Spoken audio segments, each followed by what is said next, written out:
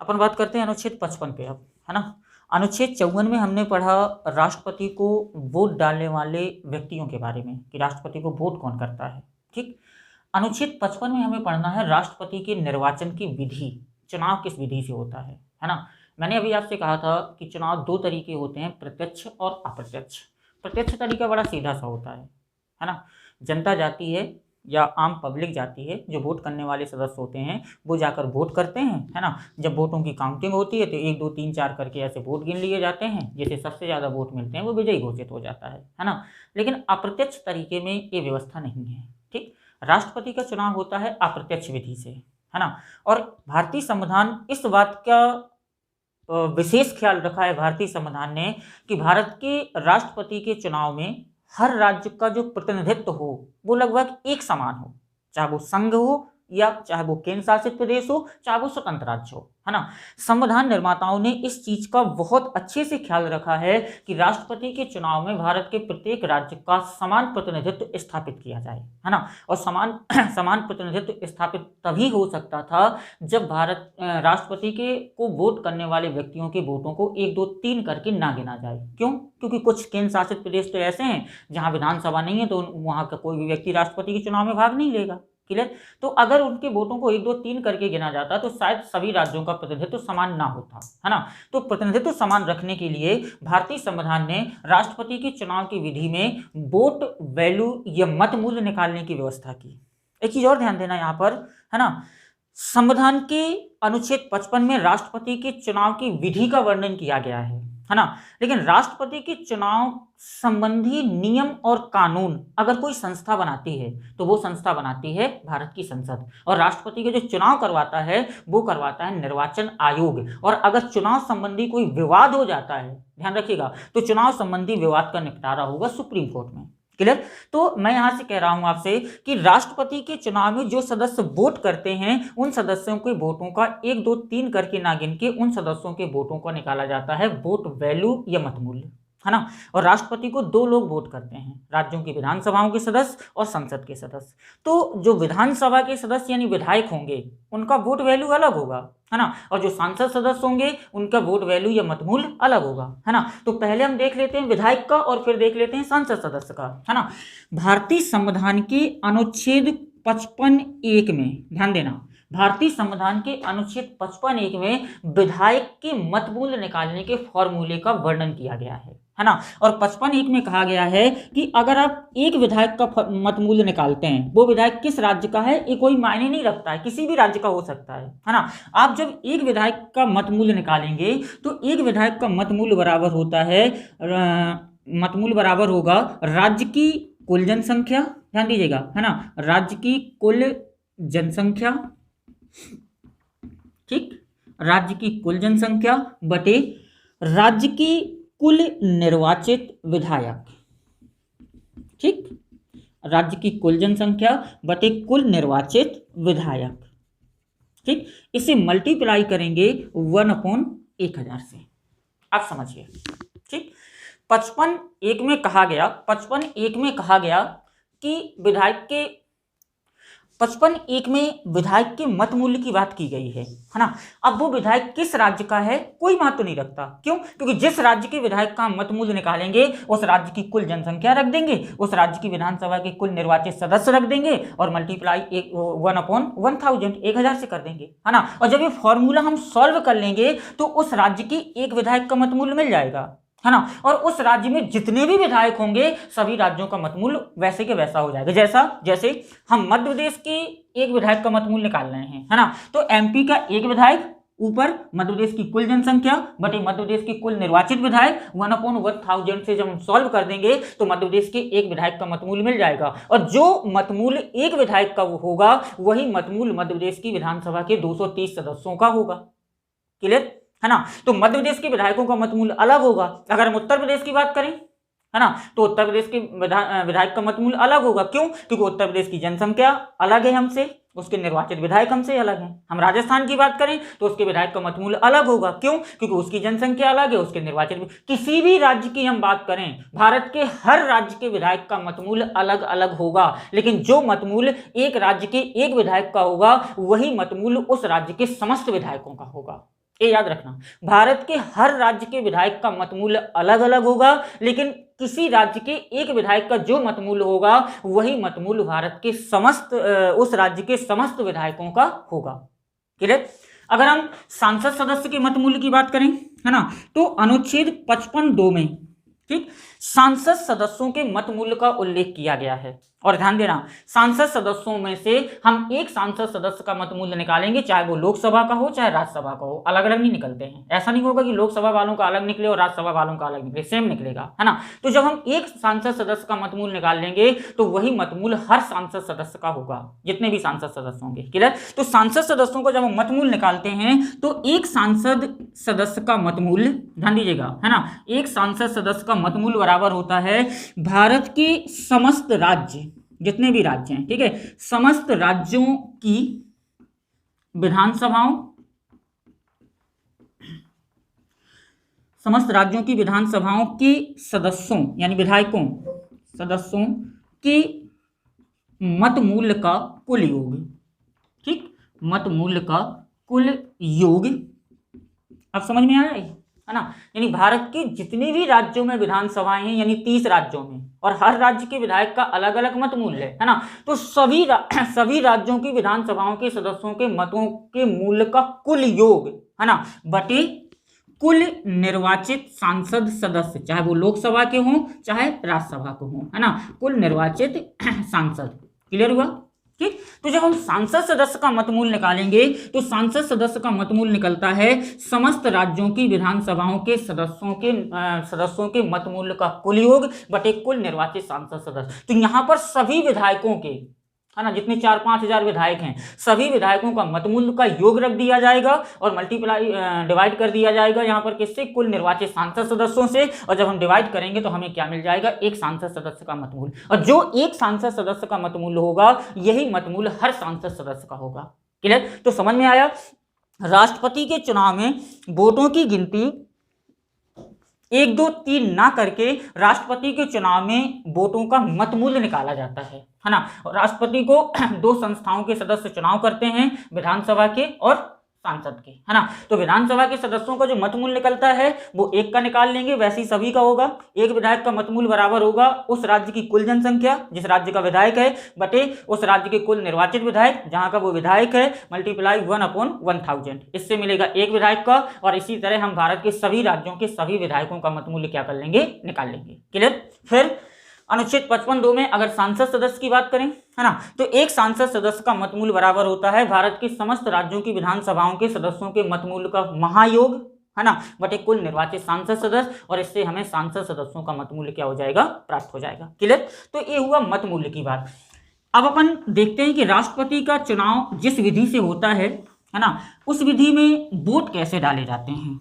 ठीक है, तो राष्ट्रपति की जो चुनाव विधि का वर्णन है वो वर्णन है अनुच्छेद 55(3) में।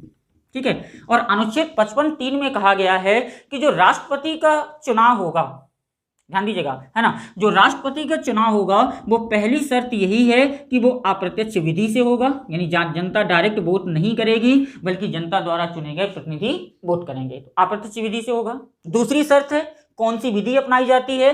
तो राष्ट्रपति का जो चुनाव होता है वो होता है अनुपातिक, ध्यान दीजिएगा, अनुपातिक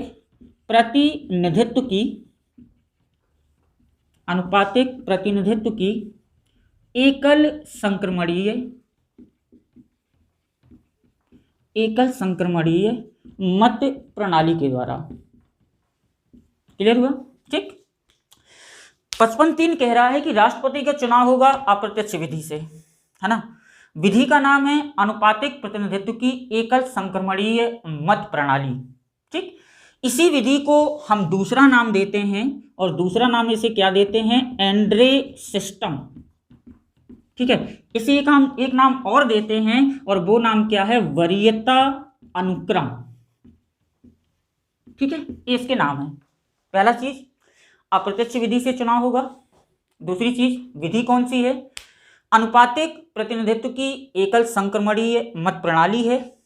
क्लियर हुआ? ठीक, जिसे हम नाम देते हैं एंड्रे सिस्टम या वरीयता अनुक्रम, है ना। और इस विधि का जो जन्मदाता है, जनक है, वो जन्मदाता हम मानते हैं ब्रिटिश विद्वान हैमर को। क्लियर? अब समझना ये है कि राष्ट्रपति के चुनाव में वरीयता के आधार पर वोट दिए जाते हैं, वरीयता के आधार पर, है ना। और जब वरीयता के आधार पर वोट दिए जाते हैं तो वोटिंग सिस्टम कैसा होगा, कैसे वोट डाले जाएंगे? वरीयता के आधार पर, क्योंकि विधि तो वरीयता है ना। तो वरीयता के आधार पर जब वोट डाले जाते हैं तो कैसे डाले जाते हैं? मान लीजिए 4 कैंडिडेट राष्ट्रपति का चुनाव लड़ रहे हैं, ए, बी, सी और डी। ये 4 कैंडिडेट हैं जो राष्ट्रपति का क्या कर रहे हैं? चुनाव लड़ रहे हैं। ठीक, अब अमित नामक व्यक्ति वोट डालने गया। ध्यान रखना, चुनाव प्रत्यक्ष नहीं है, अप्रत्यक्ष है ना। और वरीयता के आधार पर वोट डालना है। ठीक है, अमित नामक व्यक्ति वोट डालने गया है। क्लियर? अमित जब वोट डालने गया है, अगर एक प्रत्यक्ष चुनाव होता, है ना, तो अमित क्या करता? 4 में से किसी एक को वोट करता और वापस आ जाता। लेकिन ये अप्रत्यक्ष है और वरीयता के आधार पर है, तो अमित यहां पर किसी 4 में से किसी एक को नहीं करेगा, सभी को करेगा। कैसे करेगा? अमित की अगर पहली पसंद वी है तो उसने वी को कौन सी वरीयता दे दी? फर्स्ट, है ना।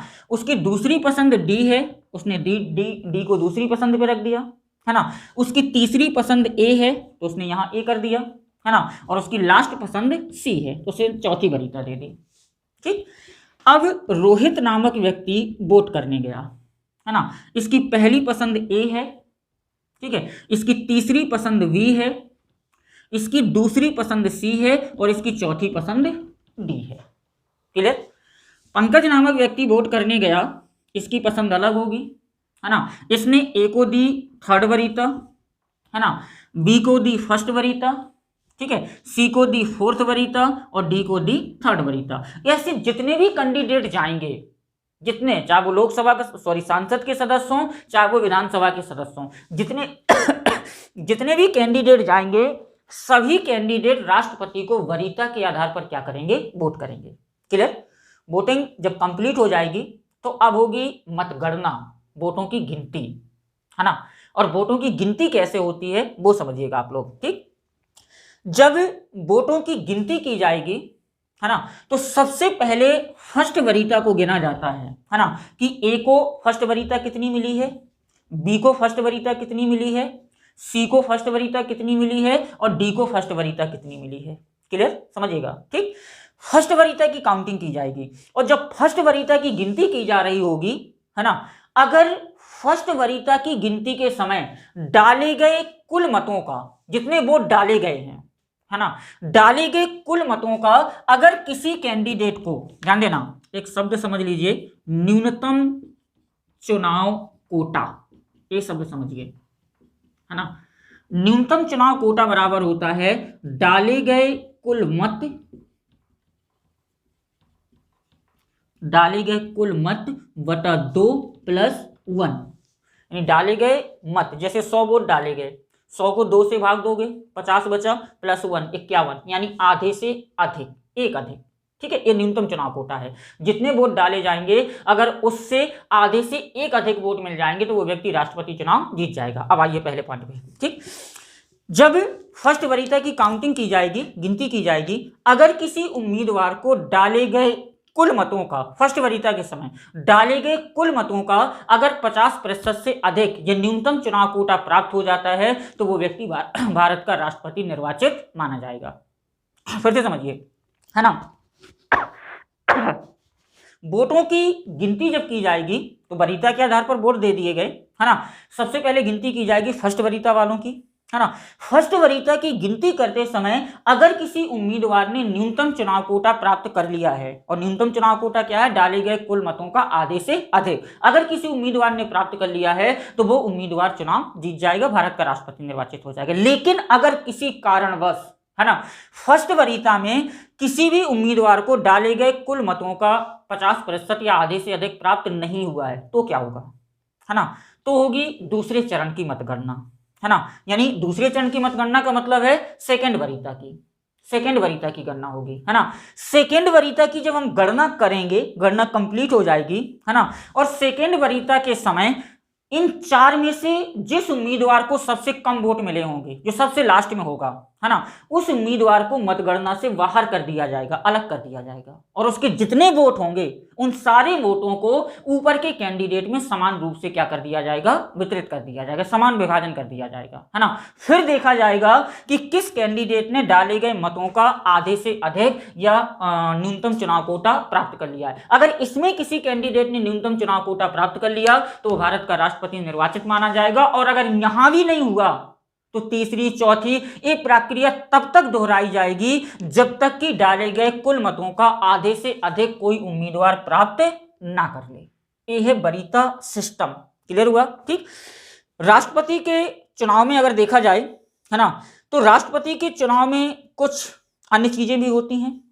जैसे पहले हम देखें, है ना, तो जो व्यक्ति राष्ट्रपति का चुनाव लड़ रहा है ना, या लड़ना है, तो उसे इलेक्शन कमीशन या चुनाव आयोग के पास अपना रजिस्ट्रेशन कराना होगा, है ना। रजिस्ट्रेशन कराने के लिए जरूरी है उसे कुछ यहाँ पर 2-3 शब्द आएंगे। एक आएगा प्रस्तावक, है ना, एक आएगा समर्थक, है ना, और एक शब्द आएगा जमानत राशि। प्रस्तावक, समर्थक और जमानत राशि। क्लियर? जो उम्मीदवार चुनाव लड़ रहा है जब वो रजिस्ट्रेशन कराने जाएगा चुनाव का, है ना, तो उसे प्रस्तावक समर्थकों की जरूरत होगी, है ना। राष्ट्रपति का चुनाव लड़ने के लिए उसका नाम कम से कम 50 प्रस्तावकों द्वारा प्रस्तावित होना चाहिए और कम से कम 50 समर्थकों द्वारा समर्थित होना चाहिए। और ये 50 वही होंगे जिनका उल्लेख भारतीय संविधान के अनुच्छेद 54 में, यानी राष्ट्रपति के वोटर लिस्ट में से जो कैंडिडेट चुनाव लड़ रहा है उसका नाम 50 प्रस्तावकों और 50 समर्थकों द्वारा समर्थित होना चाहिए। क्लियर? राष्ट्रपति के चुनाव में अगर हम देखें तो राष्ट्रपति के चुनाव में जो जमानत राशि है वो 15,000 रुपए है। चुनाव लड़ने वाला व्यक्ति रिजर्व बैंक के पास 15,000 रुपए जमा करवाएगा, है ना। अगर जिस व्यक्ति ने चुनाव लड़ा है, अगर उस व्यक्ति को डाले गए कुल वोटों का 1/6वां भाग प्राप्त नहीं होता है तो उसकी जमानत राशि क्या हो जाती है? जब्त हो जाती है। क्लियर हुआ? ठीक। जमानत राशि उसकी यहां पर जब्त हो जाएगी। ठीक। एक चीज और ध्यान देना, समझने योग्य बात है ना, कि अगर उसे राष्ट्रपति को ये देखें अपन कि जैसे अपन ने कहा कि राष्ट्रपति को 2 संस्थाओं के सदस्य वोट करते हैं, सांसद के सदस्य और विधानसभा के सदस्य। ठीक। मान लीजिए राष्ट्रपति चुनाव घोषित हो चुका है, घोषणा हो गई है कि इस समय राष्ट्रपति का चुनाव होना है ना, और राष्ट्रपति चुनाव की घोषणा के बाद अगर किसी राज्य की विधानसभा भंग हो गई, ध्यान दीजिएगा, अगर किसी राज्य की विधानसभा भंग हो गई तो क्या राष्ट्रपति चुनाव रद्द हो जाएगा? क्योंकि उसकी वोटर लिस्ट तो अधूरी हो गई, है ना। तो ये समझने योग्य बात है। इसके लिए भारतीय संविधान में एक व्यवस्था की गई है ना। संसद द्वारा भारतीय संविधान में 11वें नंबर का संशोधन किया गया 1961 में, है ना।